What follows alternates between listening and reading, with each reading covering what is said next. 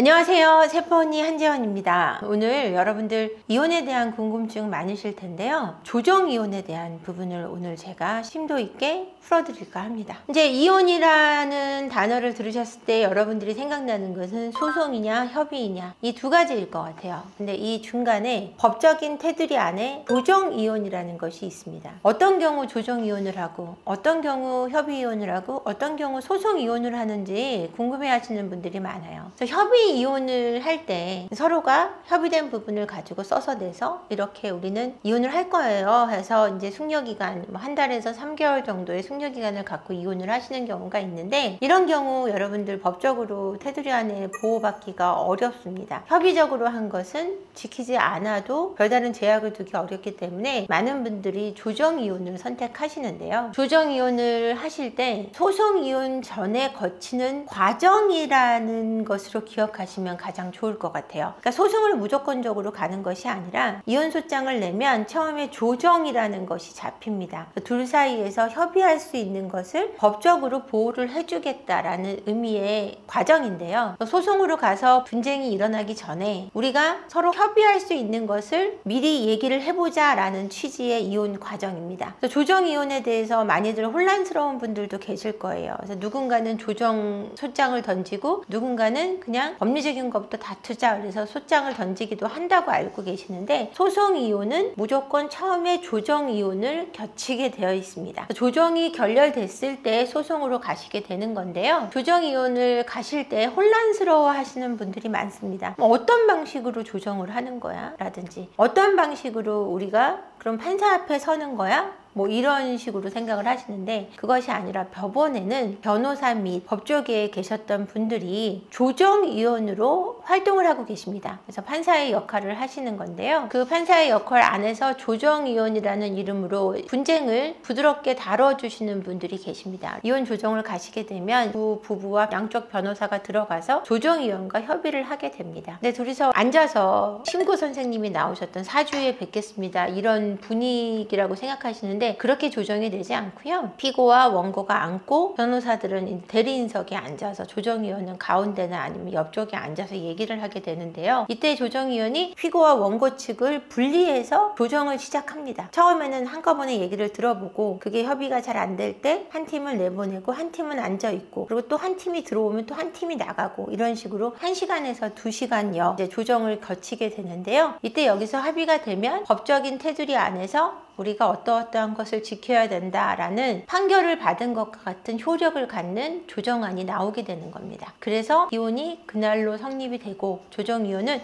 그날로 이혼이 결정이 납니다. 그래서 좀 편리한 부분도 있고 가슴 아픈 부분도 있지만, 여러 가지 소송으로 가는 것보다는 조정안에서 해결하시는 것을 나라에서 권하고 있다고 생각하셔도 좋을 것 같습니다.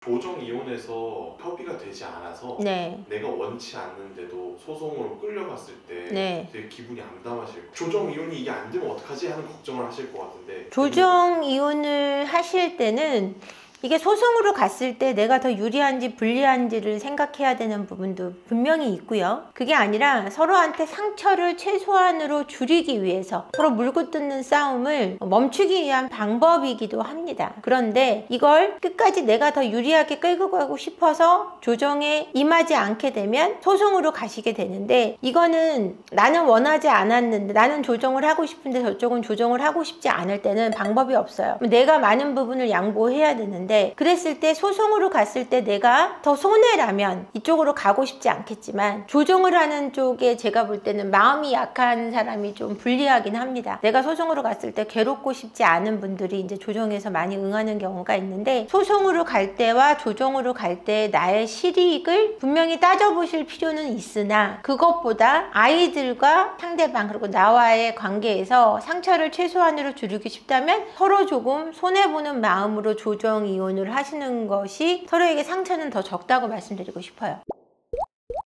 조정 이혼을 겪는 과정 중에서 아무래도 제일 힘들어하시는 부분이 좀 어떤 부분이에요? 자녀 부분이죠. 자녀. 아이들을 누가 양육하고 친권을 가져갈 것인가에서 가장 많이 조정에서 다툼을 하게 되는데요. 이것 때문에 많이 결렬되기도 하고요. 또 재산적인 부분에서 내가 더 손해를 보지 않으려고 하는 거에서 많이 끌려가기도 합니다. 근데 자녀가 있는 경우는 보통 조정 이혼을 2시간 정도 참게 되는데 자녀의 친권, 양육권의 문제가 그 정도로 심각하다는 거예요. 근데 이게 서로 데려가겠다는 것도 문제가 되지만 서로 데려가지 않겠다고 하는 경우 더 어려움을 겪는 경우를 더 많이 봤습니다. 조정 이혼의 장점이랑 단점을 잘 모르시는 분들이 많아요. 조정이혼의 장점은 아무래도 좀 편리하게 소송까지 가서 서로 상처를 주지 않을 수 있다는 것이 가장 좋고, 협의를 한 것을 법적으로 보호받을 수 있다는 장점이 있고요. 단점에는 아무래도 그게 법 쪽에서 개입을 하다 보니까 개인적인 심리적인 감정적인 어떤 좋은 부분까지도 해칠 수 있다라는, 서로 그렇게 감정이 나쁘지 않았는데 조정과 소송을 거치면서 감정이 사실은 악화돼서 헤어지는 부부가 더 많거든요. 그러니까 소송 중에 가장 더러움의 끝은 이혼 소송이라는 얘기가 있어요. 가장 더러운 소송은 이혼 소송이라는 얘기가 있는데, 지저분한 싸움이 그 정도로 조정도 어쨌거나 서로 신경을 긁으면서 서로 얘기를 해야 되는 부분이 있기 때문에 그 팽팽한 긴장감, 이런 것들이 협의 이혼처럼 그렇게 무난하게 가지는 않을 것 같습니다. 무난하게 가지는 않아서 그 점을 가장 힘들어 하시는 것 같아요. 조정 이혼하고 협의 이혼하고 약간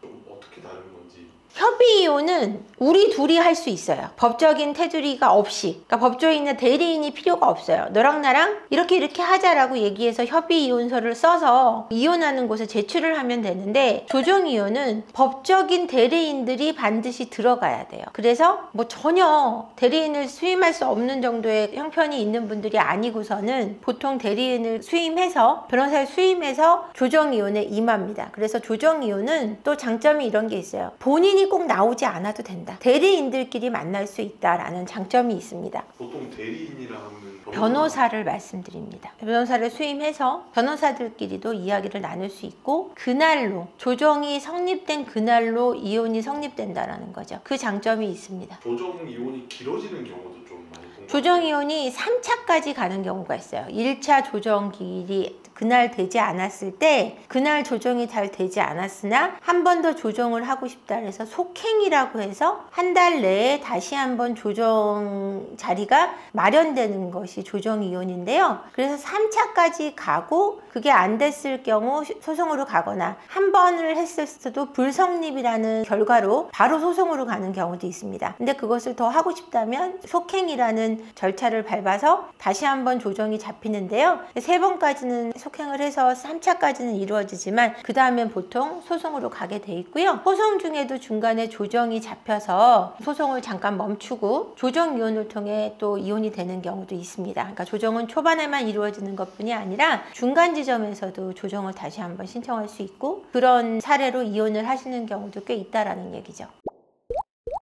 조정 이혼은, 그러니까 쉽게 설명드리면 돈이 좀 들어가고, 협의 이혼은 돈이 안 든다 라고 생각하시는 쪽이 가장 맞고요. 근데 협의 이혼이 돈이 안 된다는 장점이 있는 대신 법적인 보호를 받을 수 없다라는 좀 그런 부분이 아쉬운 점이 있다면, 조정 이혼은 소액의 금액이 들어가더라도 내가 법적인 테두리 안에서 내가 보장받을 수 있는 것들이 있다라는 점을 생각해 주시면 될 것 같습니다. 여러분, 이혼이라는 것은 누구에게나 스트레스입니다. 배우자를 잃는다는 것, 그것만큼 큰 스트레스는 없는 것 같아요. 내가 이혼을 원하지 않을 때 더요. 그래도 만약에 이혼으로 갈 수밖에 없는 분들이라면 소송보다는 조정 이혼 쪽이 여러분들에게 덜 스트레스가 되지 않을까 하는 게 저의 소견이긴 합니다. 그래서 오늘 영상 끝까지 봐주셔서 감사하고요. 여러분, 이혼으로 지치셨겠지만 기운 내시고 또 살아갈 시간을 행복하게 살아가실 수 있도록 여러분들 힘차게 다시 일어서기를 바라겠습니다. 구독과 좋아요 번거롭겠지만 부탁드릴게요.